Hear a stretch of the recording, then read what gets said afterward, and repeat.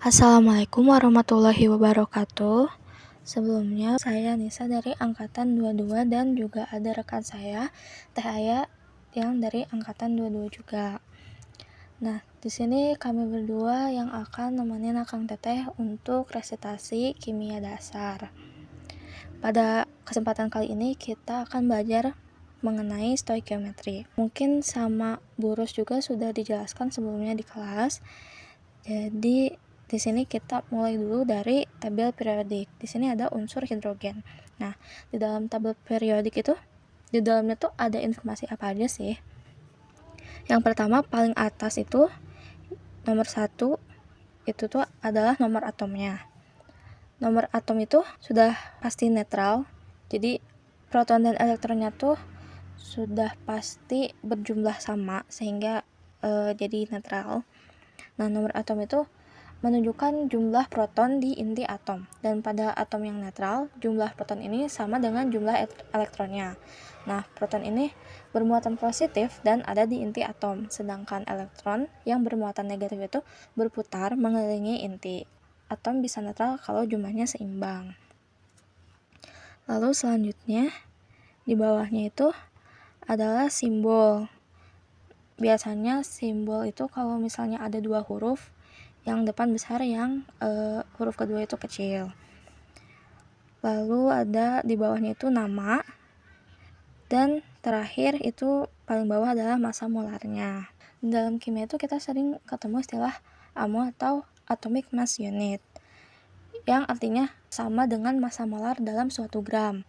Misal nih contoh 1 mol SO2 itu 64,07 AMO. Berarti dia tuh sama aja kayak 64,07 gram SO2. Inti atom sendiri itu bermuatan positif karena berisi proton, sedangkan elektron yang bermuatan negatif itu mengelilinginya kan. Nah, kalau atom kehilangan atau menerima elektron, dia jadi bermuatan dan disebut ion. Misalnya Na+, terbentuk karena kehilangan satu elektron. Jadi bermuatan positif karena si protonnya tuh lebih banyak dari elektron gitu. Sedangkan Cl- tuh karena dapat satu elektron, jadi si elektronnya tuh lebih banyak daripada si protonnya. Lalu kita juga ada yang dikenal dengan bilangan Avogadro. Bilangan Avogadro itu sama dengan 1 mol itu isinya 6,022 sekian dikali 10 pangkat 23 partikel. Di dalam kimia, istilah mol digunakan untuk menyatakan jumlah partikel dalam suatu zat. Partikel yang dimaksud bisa berupa atom, molekul, atau ion. Jadi apapun itu bentuknya disebutnya mol. 1 mol suatu zat mengandung jumlah partikel yang tetap, yang tadi bilangan Avogadro, yaitu sebesar 6,022 sekian kali 10 pangkat 23 partikel. Ada note juga catatan bahwa mol ini tidak menyatakan massa atau volume pada suatu bahan, melainkan menyatakan jumlah partikel dalam standar kimia. Jadi kalau ditanya berapa jumlah molekul di 1 mol CO2, itu jawabannya seperti yang tadi, 6,022 sekian kali 10 pangkat 23 partikel per mol. Jadi sama aja. Seperti contoh penerapan konsep mol di bawah ini, 1 mol atom natrium mengandung 6,022 kali 10 pangkat 23. Begitupun dengan 1 mol molekul air ataupun natrium. Seperti itu. Nah, sekarang kita masuk ke contoh soalnya. Ditanya berapa massa molar dari CO2. Caranya itu kita lihat dulu massa molar di tabel periodik. Di C itu massa molarnya 12,01 gram per mol. Dan oksigen itu 16. Nah, kita lihat di CO2 itu C-nya ada 1. Berarti 12 dikali 1, 12. Dan O-nya itu ada 2, jadi 16 dikali 2 sama dengan 32. Lalu ditotalkan menjadi 44. Jadi massa molar di dalam CO2 itu adalah 44 gram. Ini juga sering muncul di soal-soal. Ada H, C, O, dan N. Itu sering kali banyak muncul di soal-soal. Nah, lalu selanjutnya, lanjut di nomor 2 itu Ditanya bagaimana cara menghitung massa molar dari zinc asetat. Sebenarnya sama aja kayak tadi.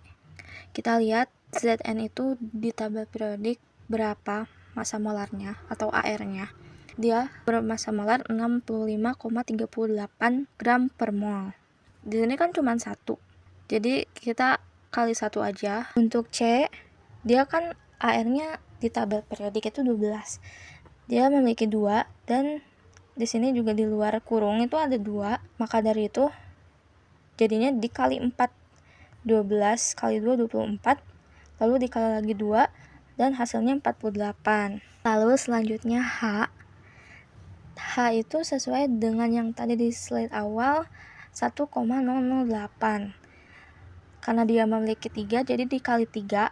Setelah itu dikali lagi 2 dan hasilnya menjadi 6,048 gram per mol. Dan yang terakhir O itu di tabel periodik jumlahnya adalah 16 kali lagi 4, maka jumlahnya 64 gram per mol. Maka massa molar pada zinc asetat adalah 183,47 gram per mol. Selanjutnya, berapa jumlah atom di 1,25 gram magnesium? Yang pertama, kita tentuin dulu 1 mol magnesium itu ada 24,31 gram. Yang sudah pasti 6,022 kali 10 pangkat 23 atom, yaitu bilangan Avogadro, yang dimana 1 mol itu sama dengan sekian. Nah, untuk rumusnya sendiri, yaitu gram magnesium, yaitu yang 1,25 gram, dikali 1 mol magnesium per massa molar magnesium yang gram per mol, yang 24,31, lalu dikali bilangan Avogadro dibagi 1 mol magnesium. Nah, 1 mol Mg ini kan bisa dicoret, ya udah coret. Nanti hasilnya gini. Tinggal dikali, karena ini bisa dicoret. Lalu dapetlah hasilnya 3,10 kali 10 pangkat 22 atom magnesium.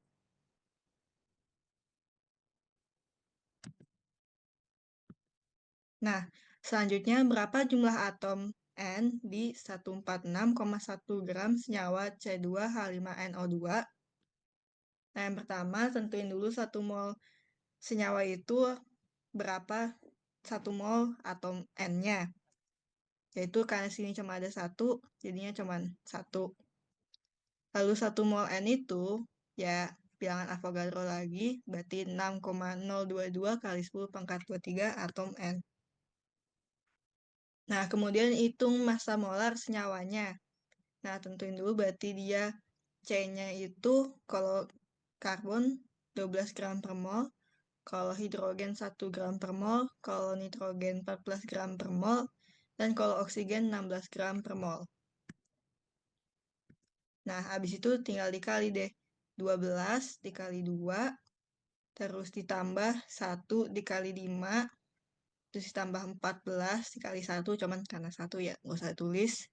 Ditambah 16 dikali 2. Nah, hasilnya jadi 75 gram per mol buat massa molar senyawanya.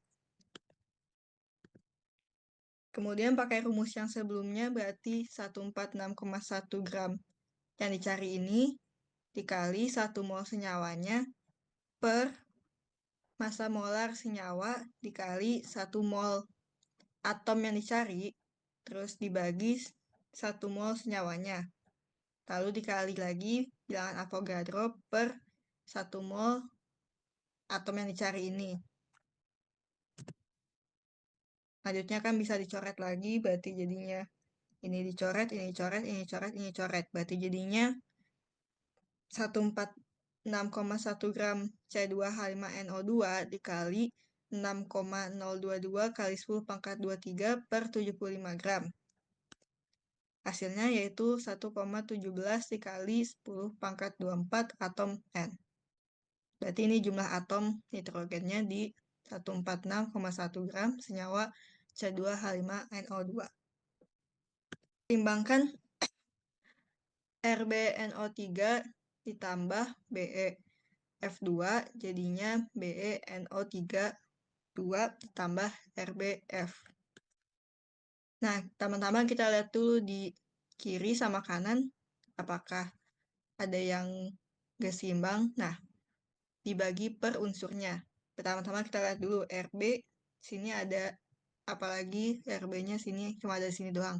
Berarti di kiri ada 1, tulis, karena ada 1, tulis.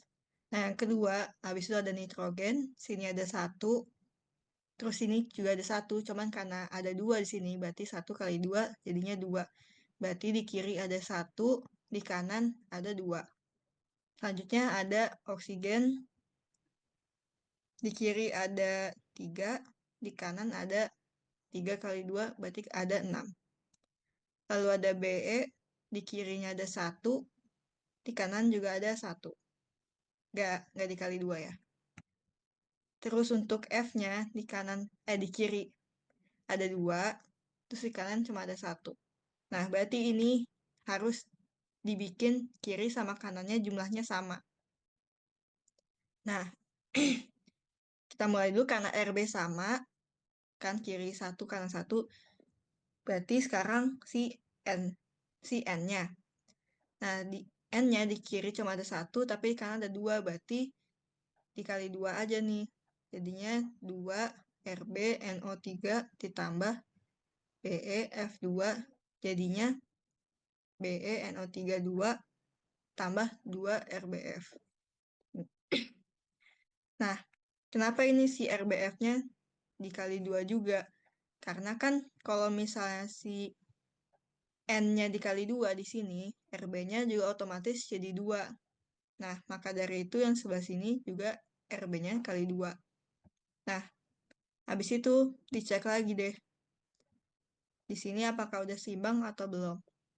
Di sini RB-nya kiri ada 2, kanan juga ada 2. N-nya sini kiri ada 2, karena N 1 dikali 2 ini. Sama di sini juga ada 2, N kali 2. Berarti sama-sama 2. Terus yang O-nya di sini 3 kali 2 jadinya 6. Ini juga 3 kali 2 jadinya 6 juga. Berarti sama-sama 6. Terus yang BE-nya kiri 1, kanan juga 1. Terus F-nya kiri ada 2, kanan juga 2. Berarti kalau udah kayak gini, udah sama semua kiri kanan, berarti udah seimbang. Jadi intinya kalau misalnya mau dikali 2 kayak tadi yang N-nya kan kirinya cuma 1, kanannya 2, berarti yang sini kali 2, dicek lagi seimbang, udah seimbang atau belum. Kalau masih belum seimbang, berarti tambahin lagi, kali-kali lagi. Nah, selanjutnya, jika kita memiliki 36,1 gram B2H6, berapa gram O2 yang dibutuhkan untuk membakarnya secara sempurna? Nah, ini salah lagi. Ini ada reaksinya B2H6 tambah O2, jadinya HBO2 ditambah H2O. Nah, ini kalau misalnya seimbangnya kayak gini, langsung aja. Nah, habis itu kalau udah seimbang, jadi pokoknya diseimbangin dulu, lanjut ke massa molarnya, yaitu B2H6, berapa? B itu 10,81 gram per mol, kalau H itu 1,008 gram per mol.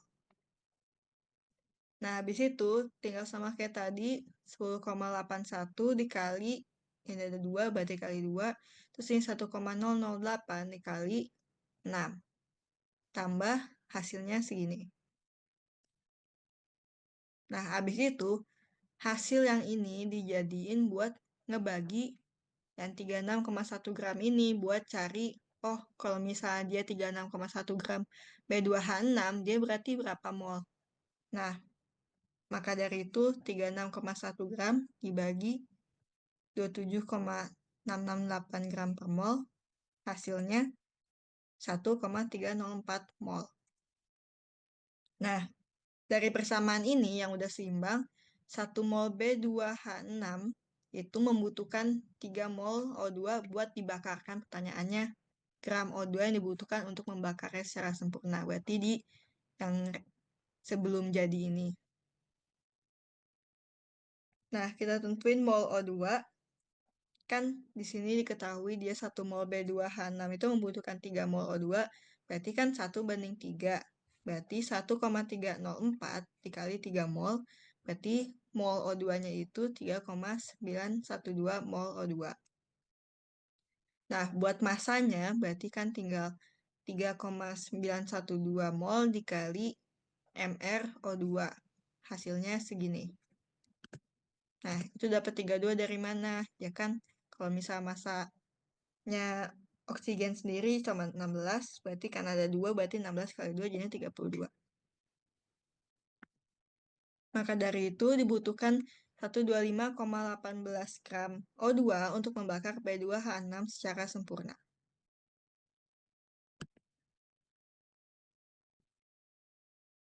Nah, jika 120 gram natrium Na direaksikan dengan air, berapa gram gas hidrogen H2 yang dihasilkan? Nah, ini reaksinya kalau nggak seimbang, supaya nggak aman, jadinya udah disimbangin kayak gini hasilnya. Nah, terus kita tentuin deh, buat massa molar Na itu 23 gram per mol. Nah, sedangkan buat mol Na itu berarti 120 gram, yang ini dibagi 23 gram per mol, jadinya molnya itu 5,217 mol. Nah, kalau dari reaksi ini, 2 mol Na itu bereaksi menghasilkan 1 mol H2. Nah, berarti kan perbandingannya setengah mol H2 itu buat setiap mol Na. Ini supaya gampang aja ngalinya. Berarti buat nyari mol H2, berarti setengah dikali ini mol Na sama dengan 2,609 mol H2. Nah, habis itu massa molar H2 itu kan 2 gram per mol dari 1 kali 2, karena ini H2. Kalau H doang berarti 1 gram per mol. Nah, berarti massanya itu 2,609 dikali gram per molnya, berarti 5,218 gram. Jadi, 120 gram Na akan menghasilkan 5,218 gram gas H2. Nah, sekian dari kami. Mohon maaf bila ada kekurangan. Wassalamualaikum warahmatullahi wabarakatuh.